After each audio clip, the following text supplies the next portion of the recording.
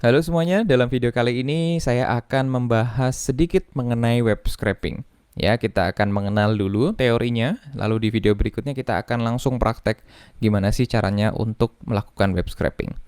Oke, sebelumnya saya akan memberikan dulu definisi apa sih web scraping sebenarnya. Ya, kalau kita googling what is web scraping, ya web scraping di sini dijelaskan bahwasanya dia adalah sebuah teknik, ya sebuah teknik yang digunakan untuk mengekstrak data, ya di sini disebutkan large amount, ya cuman nggak selalu large amount sih, kita juga bisa yang ya cukup small amount juga bisa, ya data dari website, ya data dari website yang akan kita save ke local file di komputer kita, ya bisa di bentuk spreadsheet atau sebuah table di database gitu ya.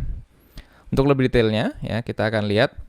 Ya, kalau di sini ya ini ada slide yang sudah saya ambil dari internet. Ya, nanti akan saya share linknya. Ya, ini saya mengambil beberapa slide saja yang akan saya jelaskan. Ya, yang intinya saja.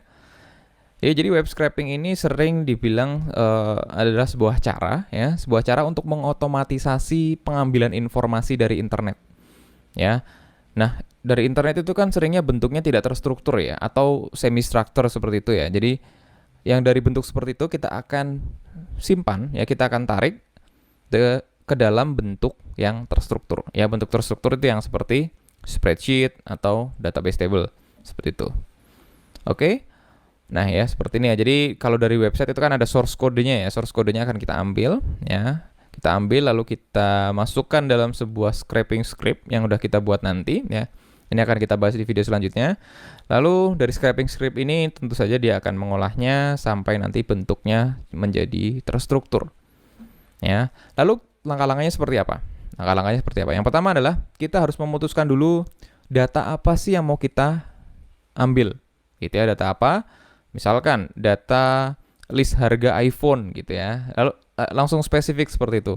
Atau misalkan berita ekonomi, ya berita ekonomi yang terjadi pada hari ini gitu ya. Nanti kita akan scrapingnya berarti melalui website portal berita, gitu ya.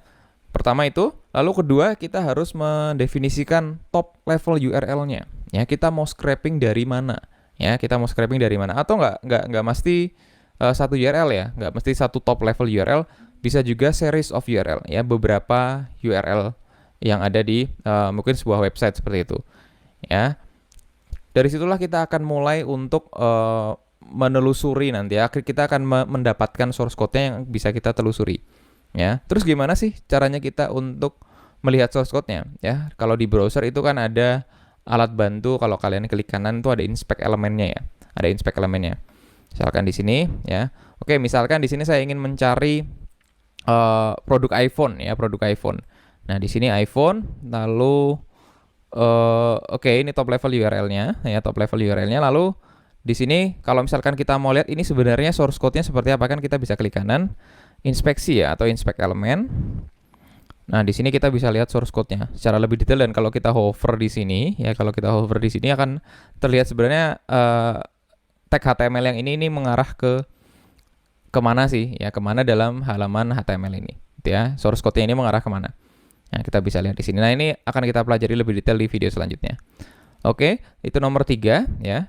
Lalu nomor 4, nah ini cukup penting juga ya, hope and pray those text are logical. Jadi kadang kalau orang bikin website itu nggak semuanya sebagus bineka.com ini ya, nggak semuanya sebagus bineka.com yang cukup rapi dalam membuat websitenya ya, dikasih kelas, dikasih ya tag-tag yang bagus gitu ya, div-divnya rapi dan sebagainya.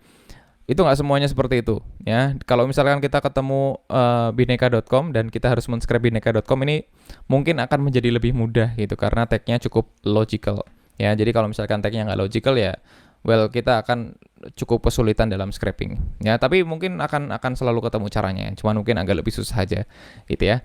Oke, itu nomor 4. Lalu nomor 5 ya, kita bisa akses menggunakan Python, JavaScript atau apa yang lain ya. Kita akan menggunakan Python ya untuk mengakses tag-tagnya nanti. Dan nomor 6 kita akan loop over the text. Kita akan, well, kalau misalkan di sini ya, kan kita punya tadi tag li gitu ya, misalkan tag li, kita harus